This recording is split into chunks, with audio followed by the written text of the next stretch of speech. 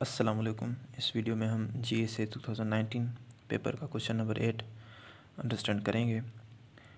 इसमें A part है 7 piano students TUVW XY and Z are given a recital and their instructor is deciding the order in which they will perform. Each student will play exactly one piece a piano solo. In deciding the order of performance, the instructor must observe the following restrictions.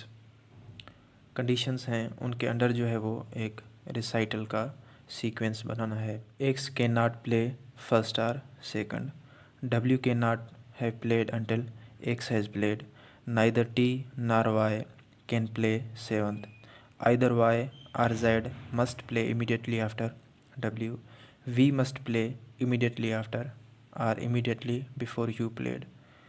और जो है second condition है इसमें, if V plays first which of the following must be true.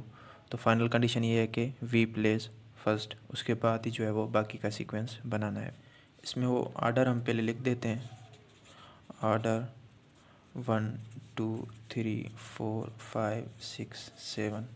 इसमें सबसे पहले हमें we लिखना है, जो कि उसने कहा है if V plays first which of the following must be true. तो वी फर्स्ट पे अगर प्ले करता है तो इसमें कंडीशन है V must play immediately after और इमीडिएटली बिफोर यू प्लेड। तो वी के फ़ौरन बाद क्या आएगा, यू। उसके बाद इसमें है एक्स के नॉट प्ले फर्स्ट और सेकंड। एक्स जो है वो फर्स्ट और सेकंड पे नहीं आ सकता, हम उसको थर्ड पे रख के देखते हैं। एक्स को हमने थर्ड पे रखा है। उसके बाद इसने कहा है कि डब्ल्यू के not have played until X has played. तो डब्ल्यू जो है वो एक्स के बाद ही उसका नंबर आएगा, तो एक्स के बाद हम डब्ल्यू को रख के देखते हैं। Either Y or Z must play immediately after W, या जो है वो वाई प्ले करेगा डब्ल्यू के फ़ौरन बाद, या जो है वो जेड प्ले करेगा। हम डब्ल्यू के फ़ौरन बाद वाई रख के देखते हैं। रिमेनिंग जो है वो 2 है, जेड एंड टी। बट इसमें कंडीशन है नाइदर टी नार वाई कैन प्ले सेवंथ।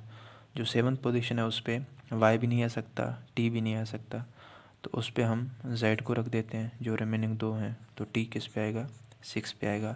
एक पॉसिबिलिटी ये है। ये एक ऐसा क्वेश्चन है, इसमें डिफरेंट पॉसिबिलिटीज़ हो सकते हैं।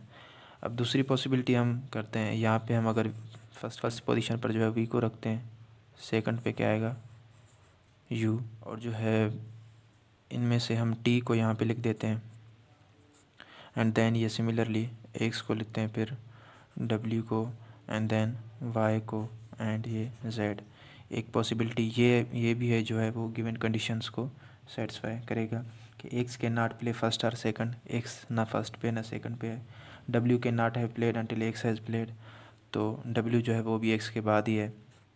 नाइदर टी नार वाई कैन प्ले सेवंथ, तो टी और वाई में से कोई भी जो है वो सेवन्थ पोजीशन पर नहीं है।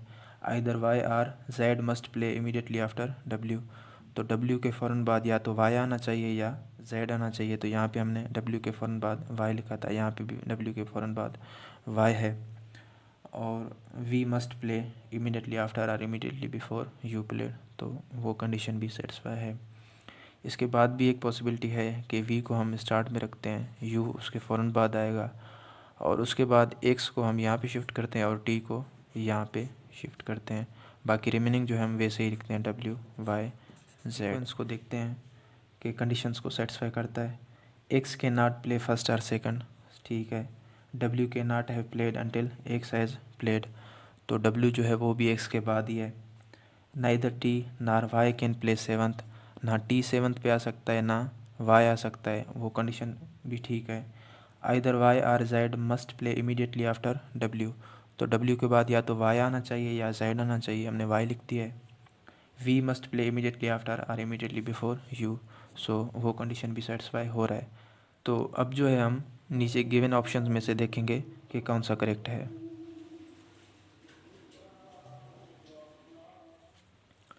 सो अब गिवन ऑप्शंस में से हमें सिलेक्ट करना है कि कौन सा ट्रू है। टी प्लेज सिक्स्थ, टी जो है वो सिक्स्थ पे प्ले करता है, ठीक है, यहाँ पे है, बट कंपलसरी नहीं है कि वो 6 पे ही प्ले करे, ये पॉसिबिलिटी भी है। X plays third, X third पे प्ले करता है, ठीक है, कर सकता है बट नहीं भी कर सकता, सो ऑप्शनल है, कंपलसरी नहीं है।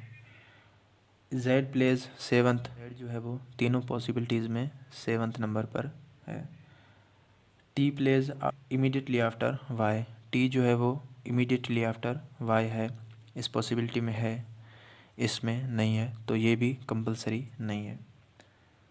W plays immediately after X, W जो है वो इमीडिएटली आफ्टर एक्स प्ले करता है, तो ठीक है, इस पॉसिबिलिटी में है, इसमें भी है बट इसमें नहीं है, तो ये भी जो है वो ऑप्शनल है।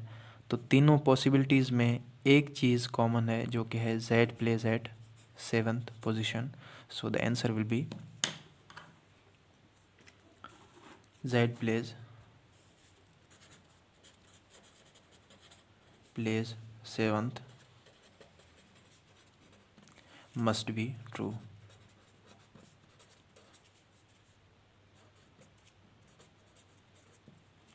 8 का बी पार्ट है, यू जो है वो होल नंबर फ्राम 10 to 24 है, दूसरा सेट है ए इवन नंबर है, तीसरा सेट जो है वो बी नंबर डिविजिबल बाय 5 है।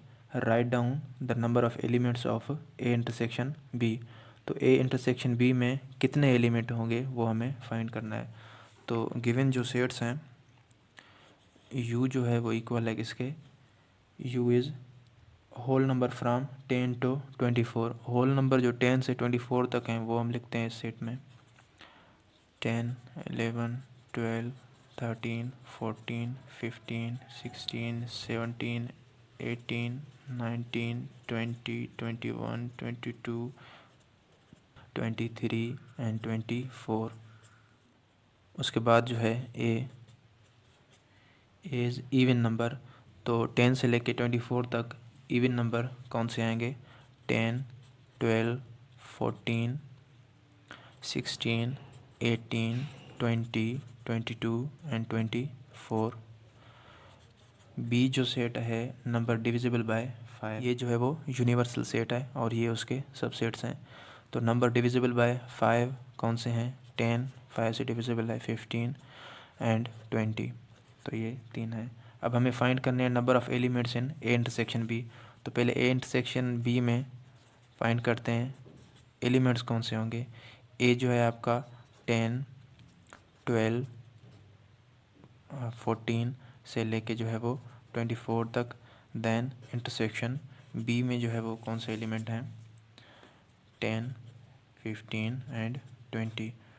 तो इंटरसेक्शन में वो एलिमेंट्स आते हैं जो दोनों में कॉमन हो, तो दोनों में कॉमन कौन से एलिमेंट्स हैं, 10 दोनों में कॉमन है एंड 15 जो है वो इसमें नहीं है क्योंकि ये इवन नंबर है, ये 20 दूसरा। तो इंटरसेक्शन बी में ये दोनों आ गए। तो ए इंटरसेक्शन बी में उसने पूछा है कि कितने एलिमेंट्स हैं, तो there are 2 elements in A intersection B. So number of elements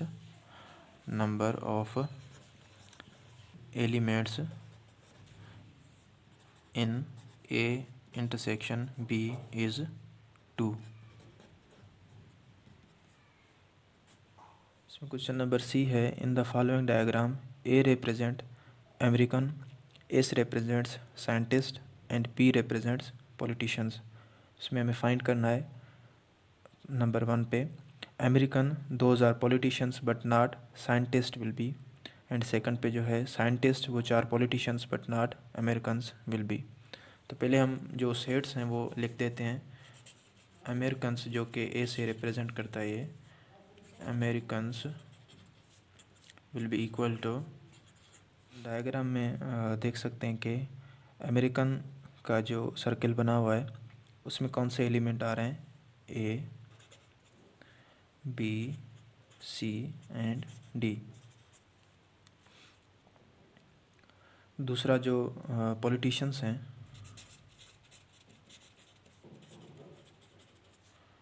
जो कि इसने पी से रिप्रेजेंट किया है उसमें कौन से एलिमेंट्स आ रहे हैं,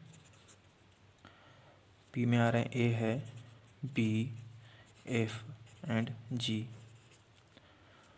उसके बाद है साइंटिस्ट जो कि एस से रिप्रेजेंट किया है इसने, साइंटिस्ट इसमें कौन से एलिमेंट्स आ रहे हैं? ए है, ई, एफ एंड डी। अब जो है इन गिवन सेट्स के बेस पे जो है ना आप स्टेटमेंट लिख के और उसको उस रीजन को जो है वो शेडेड कर देंगे। पहला है, इसमें क्वेश्चन इसने पूछा था, Americans those are politicians but not scientist. अब अमेरिकन्स वो वाले हमें फाइंड करने हैं जो पॉलिटिशियंस हों बट साइंटिस्ट नहीं हों, यानी कि उन सर्कल्स में वो एलिमेंट हो जो अमेरिकन का सर्कल है और पॉलिटिशियंस का सर्कल है उनमें हो, बट साइंटिस्ट वाले सर्कल में वो एलिमेंट्स ना हो। तो हम देखेंगे the element common in sets A and P, politicians भी हों और अमेरिकन्स भी हों, but not present in set S, वो एलिमेंट सेट एस में प्रेजेंट नहीं हो। तो हम फिगर में देख सकते हैं ऐसा एलिमेंट जो है वो बी है, जो कि सेट ए में भी है, सेट पी में भी है, बट सेट एस में वो नहीं है। तो हम इसमें लिखेंगे द एलिमेंट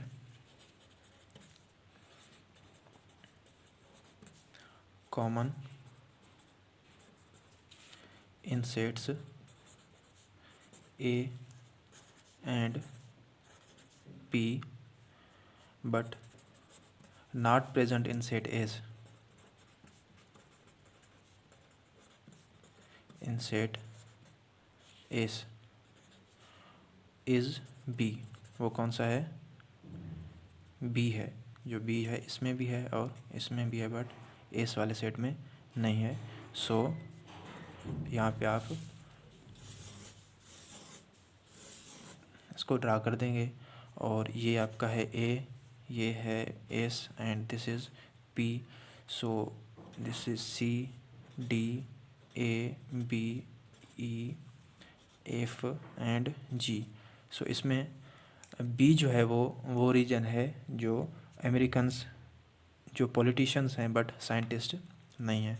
तो ये अमेरिकन भी हो गया, यहाँ पे ये शेडेड रीजन जो है अमेरिकन भी हो गया, पॉलिटिशियन भी हो गया, बट साइंटिस्ट नहीं है इसमें।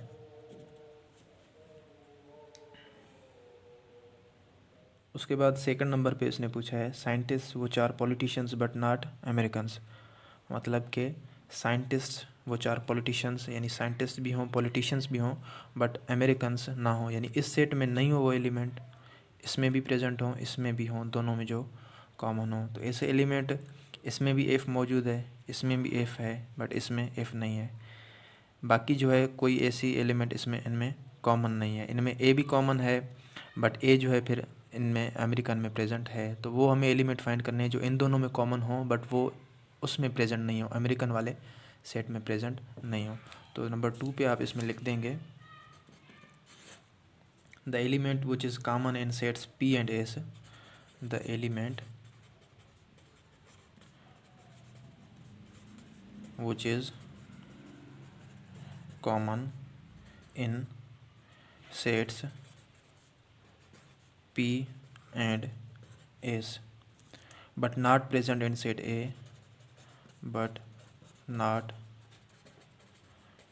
present in set A is if जो है वो प्रेजेंट नहीं है A में। तो इसका हम कैसे बनाएंगे सर्कल, यहाँ पे हम रफली बना देते हैं।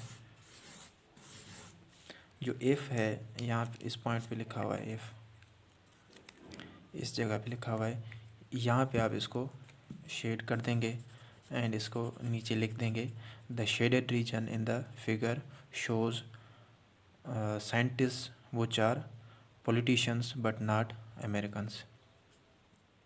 इसमें क्वेश्चन नंबर 8 का डी पार्ट है each packet of washing powder carries a token and 4 token can be exchanged for free packet.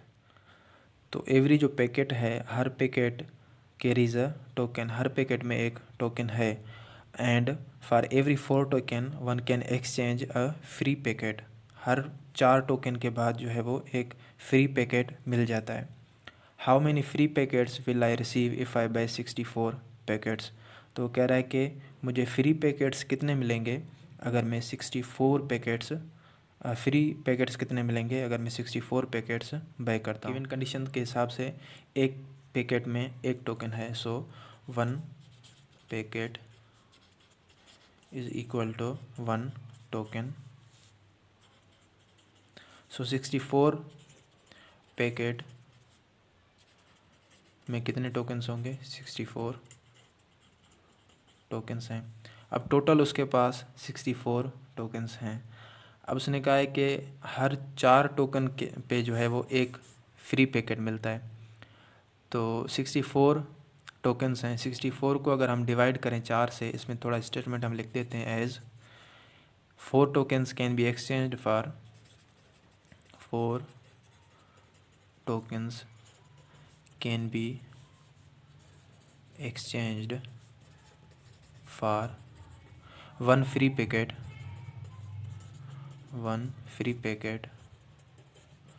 so number of free packets for 64 packets will be number of free